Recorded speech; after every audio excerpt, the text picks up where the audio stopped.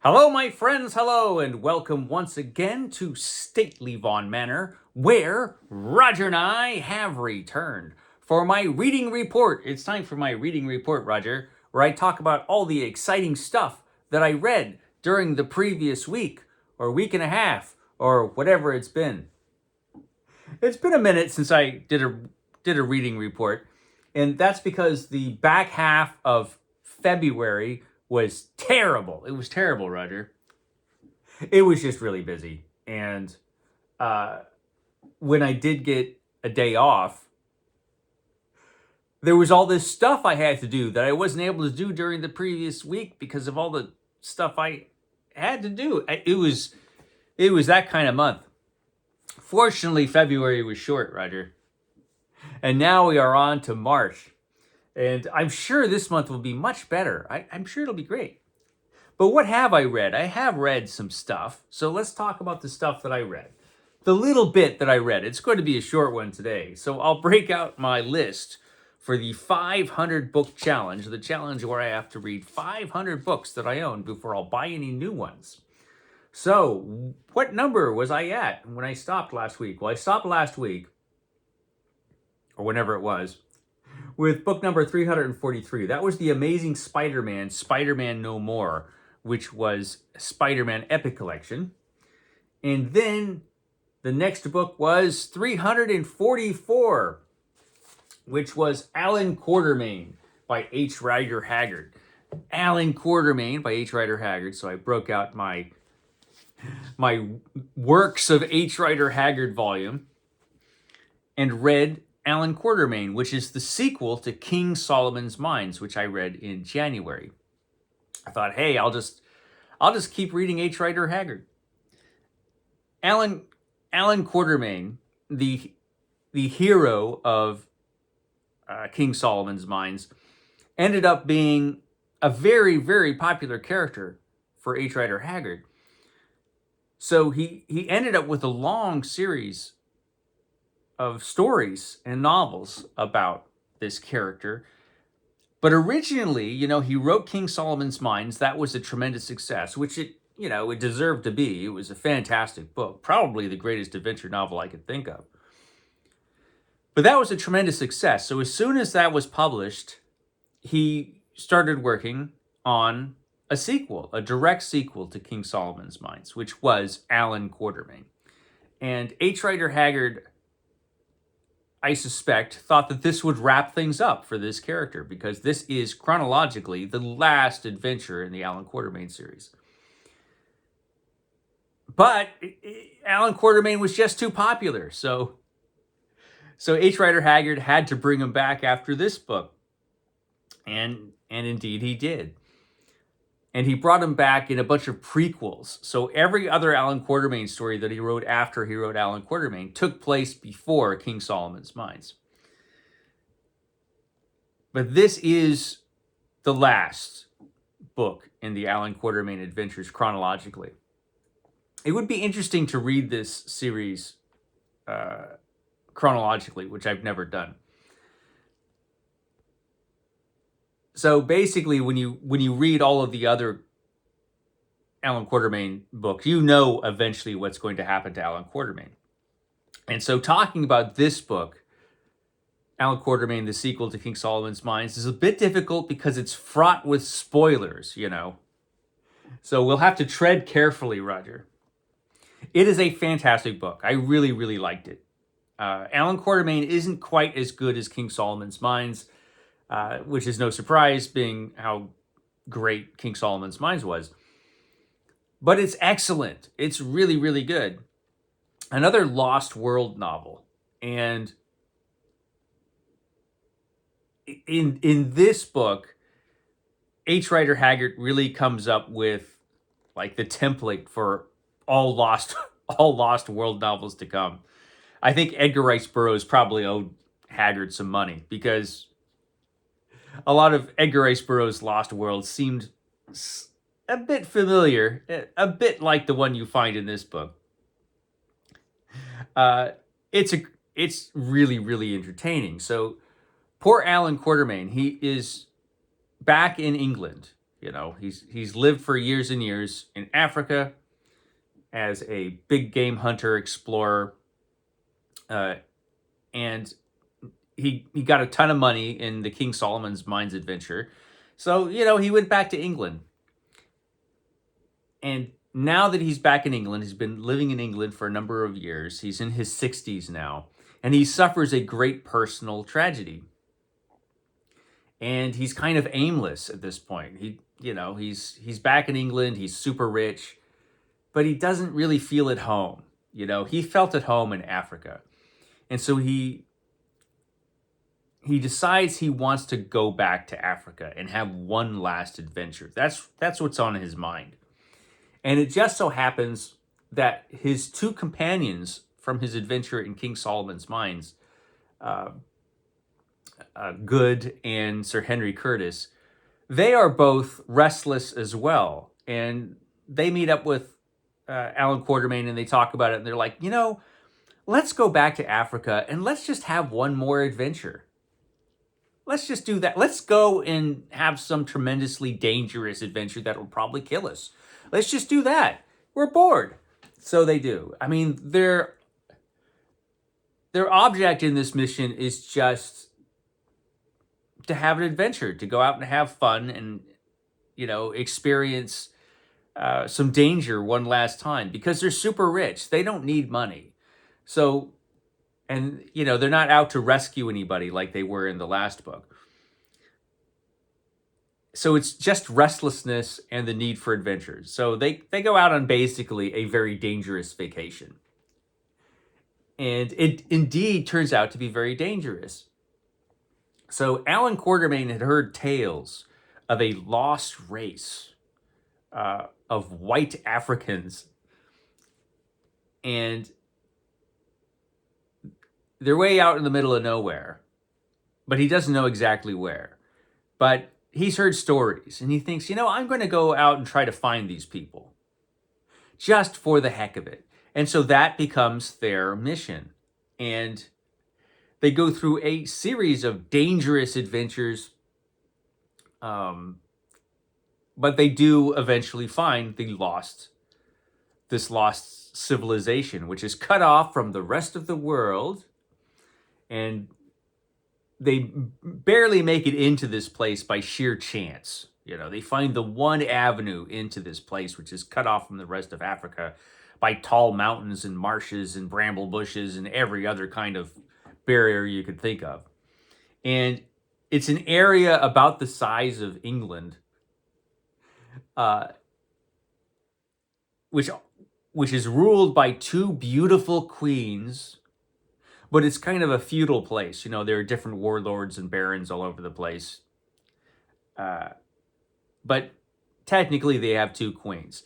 And and of course there's a priesthood, and the priests are all corrupt, of course.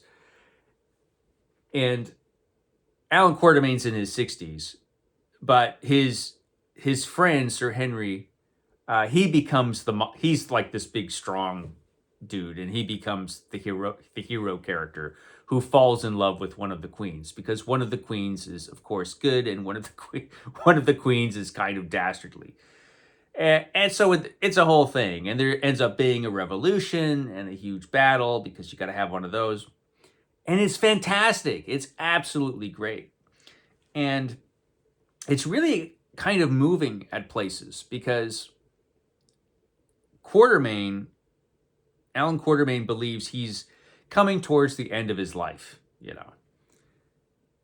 He's always lived a dangerous life, so he knew he would probably check out sooner rather than later. And he figures now, you know, I'm in my 60s. I've lasted longer than I thought I would. So death is probably coming for me. And so there's a lot of kind of musing on mortality and the passing of things and how nothing in this world is permanent. And so there's a lot of that kind of philosophical thought going on in Alan Quartermain's Mines. And Alan Quartermain narrates the story just like he did with King Solomon's Mines. And it's really well written and interesting. And Quartermain is a fascinating character, and he's entertaining. It's again another fast-paced, entertaining story with a hell of an ending. It's great, and one of the greatest characters in this book is it Umslopogus? I can never pronounce Alan Quartermain's African friend who joins them, and he has an African friend with a who knew Alan Quartermain years before, and he joins up with this adventure, and he's got a big axe, and he's awesome. He's just such a great character, and he plays a major part in the book, and certainly a major part at the ending of this book. And the ending of this book is great. It's and I can't say more about it than that. Because like I said, it's the end of a whole series. It ends up being the end of a whole series. And so spoilers abound. And so if you do read the Alan Quartermain series chronologically, you probably don't want to know what happens. But it's great. Fantastic book. Very glad I read it. So I read that, Alan Quartermain. That was book 344, which brings us to book 345, which was another Doc Savage adventure. It was The Monsters. Doc Savage, The Monsters. So this was the 14th Doc Savage adventure as they were originally published in Doc Savage magazine back in the 1930s. And I am reading Doc Savage once a month in the order that they were originally published in Doc Savage magazine. In this Bantam paperback, it's number 7 because they just published these stories completely out of order. But in the actual order, yeah, it's the 14th book. And reading them in order, I highly recommend if you can manage it. Much better that way, because they do constantly refer to earlier adventures and things that happened earlier. And this particular adventure, The Monsters, is fantastic. This is one of the best Doc Savage novels I've read so far. As it's been pointed out to me by a couple people now, this story was ripped off by Bill Finger when he wrote an early Batman adventure, which was something pretty common in comic books. They would rip off the plots to older pulp stories. And yeah, there was an early Batman adventure that has a very similar plot to this, and it's great. It's as you could tell by the cover, Doc Savage is in the grip of a giant hand, and the monsters are indeed human beings that have been transformed into gigantic monster people, into giants. And it's very, very well written, very fast paced. Just the whole thing is so well done by Lester Dent, the writer of this novel, and he wrote most of the Doc Savage adventures. Yeah, so this is one of the best I've read. Doc Savage and his fearless crew and their pet pig have to go up against an evil villain who has found a way to turn people into giant monsters. And he takes criminals that he's busted out of jail, and he transforms them into giant monsters who wreak havoc. It's awesome. It's awesome. So yeah, Doc Savage, The Monsters. This continues to be tremendous fun. This pulp series. I know it's going to take me forever to read all the Doc Savage books at the speed I'm reading them, but that's fine. I'm perfectly happy with reading Doc Savage for the next several years. I can do that. Yeah, so Doc Savage, The Monsters. That was book 345. And since I talked to you last on this amazing program, these are the only 2 books I finished, because it's been that kind of week or 2 weeks or whatever it's been. So my comic book reading has really suffered in the last couple weeks. But I am reading every issue of Spider-Man from the first run of Spider-Man, which ran from 1962 to 1998, if I'm remembering correctly. And unfortunately, I haven't read much Spider-Man recently, which is tragic because it's great right about now. We're still in the Stan Lee era. Stan Lee is still writing the book. John Romita is drawing the book, and he's just fantastic. The last issue that I read was issue number 55, which is Doc Ock Wins. Yes, this issue spoils what happens on the cover. And the title of the story, Doc Ock Wins. So Spider-Man spends most of this issue battling Dr. Octopus's minions. And Dr. Octopus is causing all kinds of trouble, trying to steal this super scientific device that can knock out all machinery. It can cause all machinery to stop functioning. Even machinery that's not like electric, like it stops guns from working for some reason.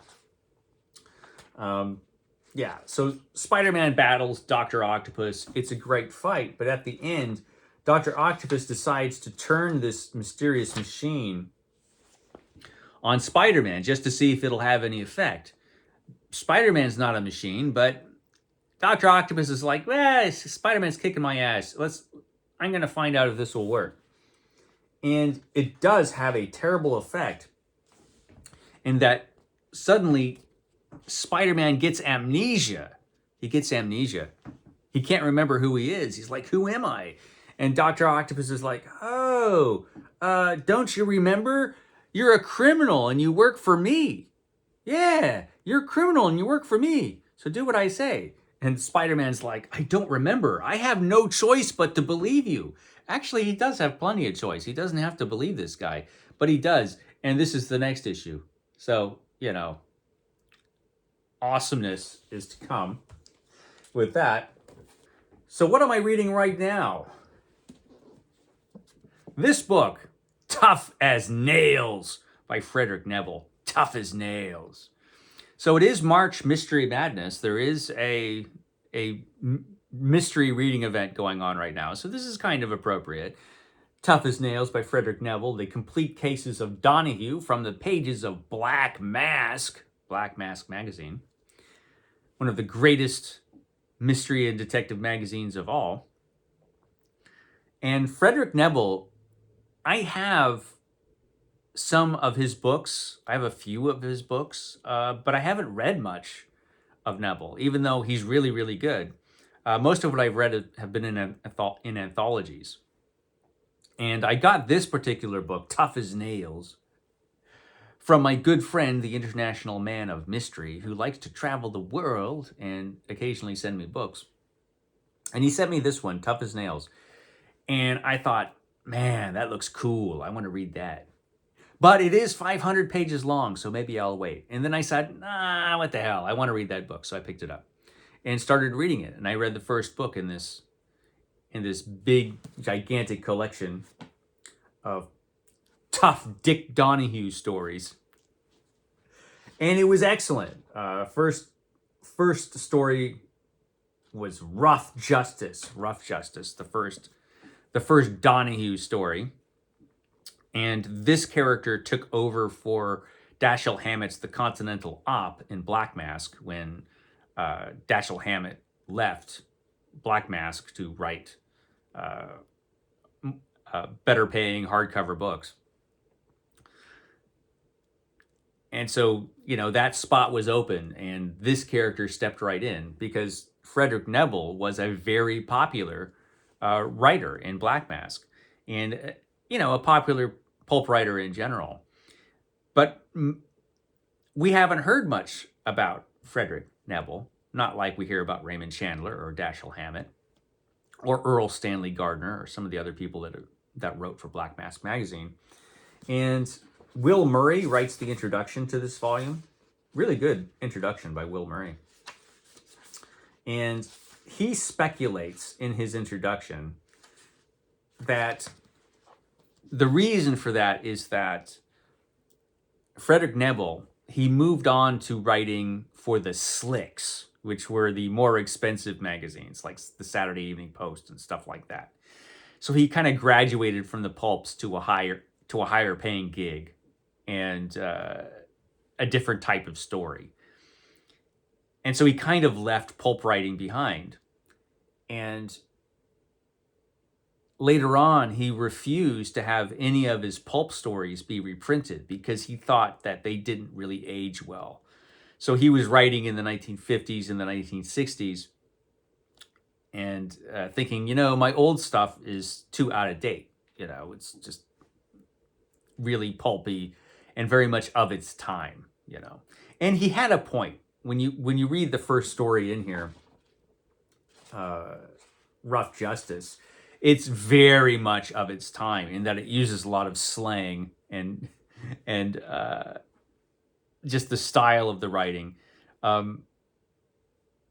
Probably by the 1950s and 60s, that would really seem dated. Whereas now it just seems cool. It's cool that this stuff is of its time, and it has that authentic feel to it.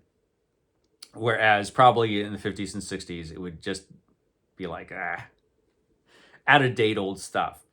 And so Nebel had I can understand where he was coming from, not wanting this old stuff reprinted, but that could be the reason nobody remembers him now, because this would be the stuff he would be remembered by.